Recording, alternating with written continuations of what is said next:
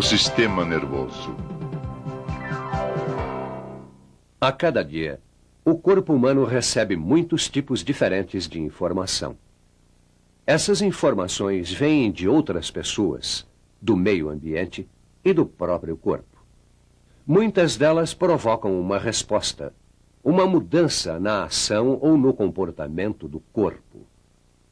Essas informações, chamadas estímulos, são transmitidas desde os sentidos até o cérebro através de uma complexa rede de comunicação e controle, o sistema nervoso.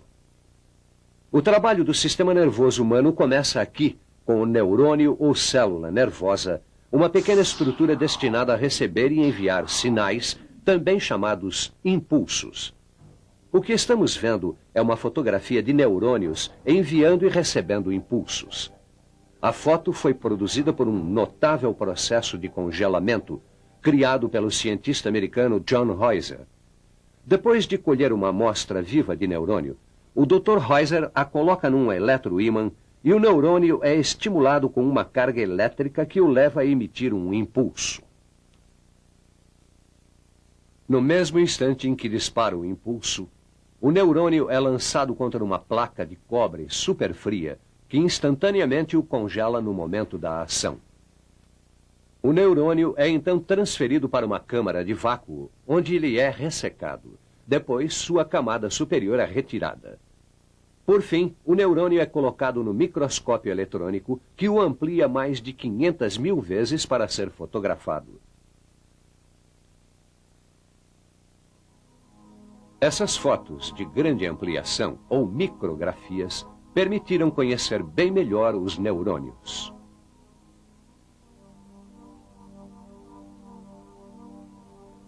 O neurônio, a estrutura básica do sistema nervoso, compõe-se do corpo celular e de suas extensões.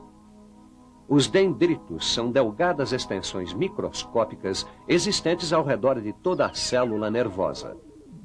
São eles que levam os impulsos nervosos até o corpo celular.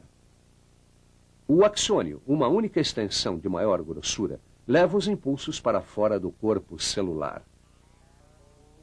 A extremidade de cada axônio chega até bem perto dos dendritos do próximo neurônio, mas não chegam a tocá-los.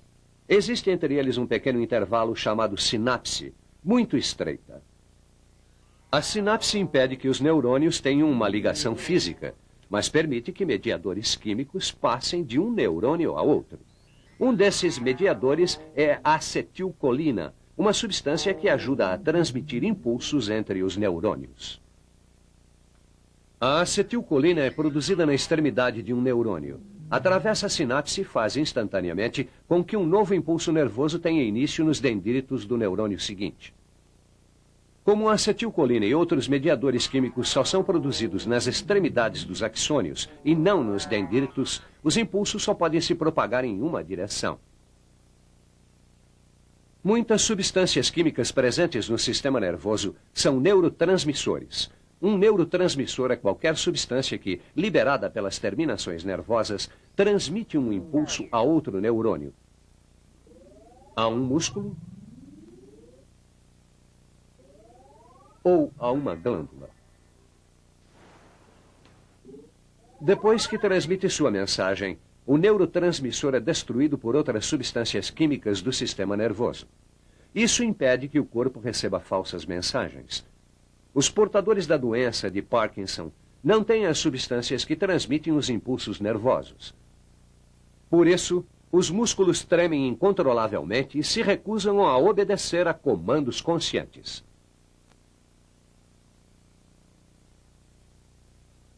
Os íons são átomos com carga positiva ou negativa, e nas células nervosas saudáveis eles estão em equilíbrio. Por causa desses íons, o movimento dos impulsos nervosos através de cada célula nervosa envolve mudanças químicas e elétricas. Antes de transmitir um impulso, a camada externa de um neurônio compõe-se de íons de sódio com carga positiva, enquanto sua camada interna é formada por íons de potássio com carga negativa. Quando o neurônio está em repouso, não há nenhum movimento de substâncias químicas para dentro ou para fora da célula. Mas quando o neurônio é estimulado, ocorrem mudanças elétricas e químicas. No ponto estimulado, o exterior da célula nervosa se torna negativo e o interior positivo. Os íons de sódio e potássio trocam de lugar. Assim que passa o impulso, o ponto estimulado retorna a seu estado elétrico e químico original. A propagação do impulso nervoso ao longo da célula provoca mudanças semelhantes em todo o neurônio. Antes que cada parte da célula possa transmitir outro impulso, ela tem de repousar. Em alguns neurônios, esse período de recuperação não ultrapassa 1/1000 de segundo. Os neurônios do cérebro e da medula espinal formam uma unidade chamada sistema nervoso central, que é uma das duas partes principais do sistema nervoso humano. A outra é o sistema nervoso periférico, que é formado por 43 pares de nervos que vão do cérebro e da medula espinal a outras partes do corpo. Juntos, o cérebro e a medula espinal controlam bilhões de neurônios, dos quais somente no cérebro existem 9 bilhões. O cérebro e a medula espinal formam uma só unidade. De todas as partes do corpo chegam impulsos ao cérebro e à medula espinal. Os impulsos recebidos em uma dada região da medula espinal podem ser levados a outras regiões dela ou ao cérebro. Algumas células nervosas são recobertas por bainhas protetoras chamadas neurilemas.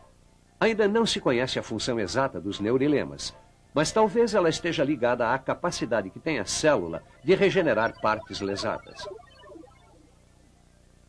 Como os neurônios do cérebro e da medula espinal não possuem neurilemas, não são capazes de regenerar partes lesadas. Qualquer dano a esses neurônios é permanente. Daí a gravidade das lesões ao cérebro e à medula espinal. Quando o cérebro e a medula espinal são saudáveis, os sinais químicos enviados das diferentes células sensoriais não diferem. Um impulso enviado das células sensoriais do dedão do pé é quimicamente idêntico ao impulso enviado por células do nariz. Mas os impulsos são recebidos em diferentes áreas do cérebro que os traduzem em diferentes experiências, como olfato, tato ou paladar. Depois que o cérebro traduz os impulsos oriundos das células sensoriais, ele os devolve através do sistema nervoso para produzir uma resposta. A resposta é uma ação física que envolve muitas partes do corpo. Os neurônios responsáveis pelo transporte da mensagem de resposta por todo o corpo são os neurônios motores. Eles conduzem os impulsos do cérebro e da medula espinal até os músculos e as glândulas. Os músculos e glândulas que recebem uma resposta chamam-se efetuadores. Nos efetuadores musculares, o impulso proveniente de um neurônio motor produz uma contração. Nos efetuadores glandulares, esse impulso produz uma secreção. Chama-se de arco reflexo o mecanismo pelo qual a informação é passada pelos receptores sensoriais ao cérebro e à medula espinal, e depois retorna através dos neurônios motores. A contração do joelho é um exemplo conhecido de arco reflexo. Quando o médico bate no joelho do paciente, receptores no joelho estimulam um neurônio sensorial que envia um impulso à medula espinal. Esta transmite a mensagem a um neurônio motor que, por sua vez, a conduz até os músculos. Os músculos se contraem, provocando o salto do joelho. Este arco reflexo é um dos mais simples encontrados no homem. A maioria dos arcos reflexos envolve neurônios adicionais chamados associativos ou intermediários, que transmitem os impulsos através da medula espinal ao neurônio motor. Muitos outros reflexos envolvem milhares de neurônios que são capazes de inibir ou aumentar a resposta do corpo. As respostas no sistema nervoso periférico são tão especializadas que são vistas como subsistemas do sistema nervoso. Entre esses subsistemas estão o sistema nervoso somático, o sistema nervoso autônomo, o sistema nervoso simpático e o sistema nervoso parasimpático.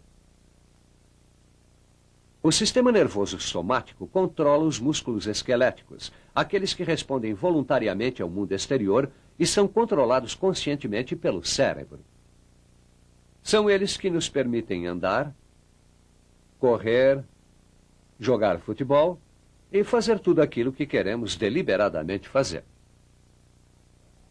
A ação do sistema nervoso autônomo ocorre sem orientação consciente.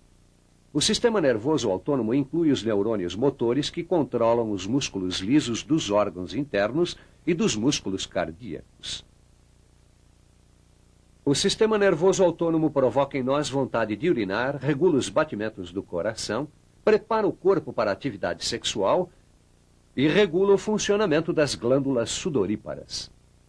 Tanto o sistema nervoso simpático quanto o parasimpático fazem parte do sistema nervoso autônomo. Esses dois subsistemas têm efeitos exatamente opostos. O sistema nervoso simpático prepara o corpo rapidamente ao surgir uma situação de estresse.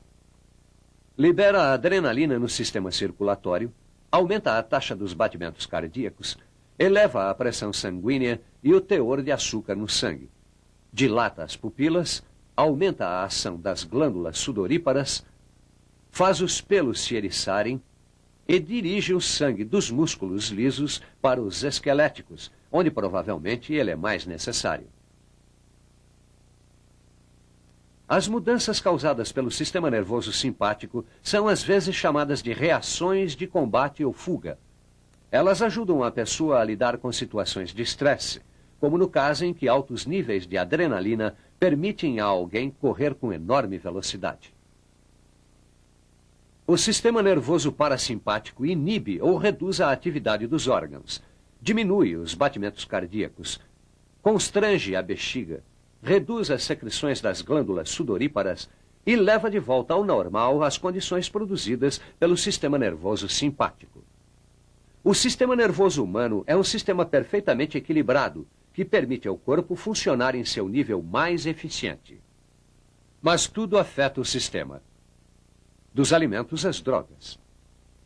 Duas substâncias cotidianas que têm efeitos tremendos sobre o sistema nervoso humano são a cafeína e a nicotina.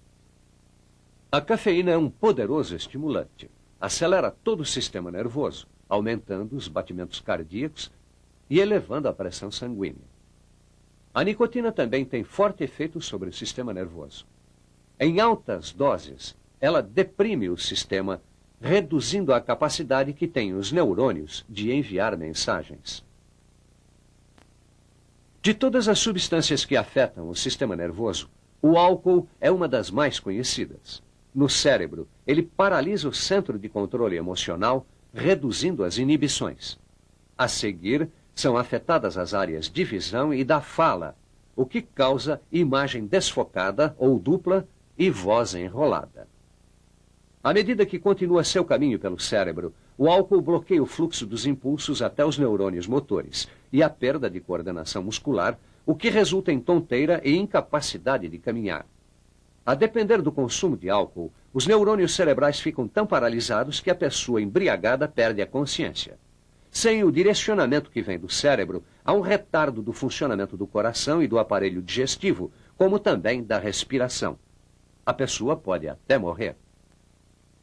As drogas exercem vários efeitos sobre o sistema nervoso.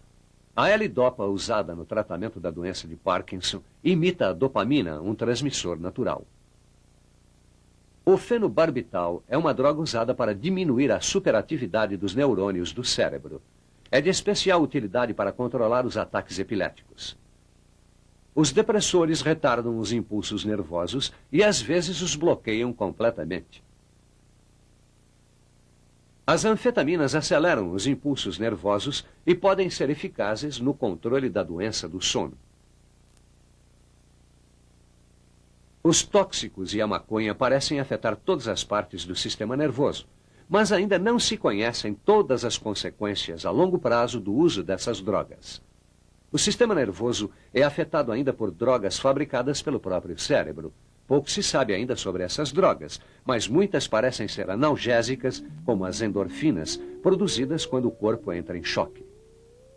As endorfinas constituem apenas um dos mistérios ligados ao sistema nervoso. Ainda são muitas as perguntas, mas as respostas certamente não tardarão, pois agora temos condições de ver como o sistema nervoso atua. podemos identificar suas partes e assistir a seu funcionamento. E tudo isso nos ajudará a resolver os seus enigmas.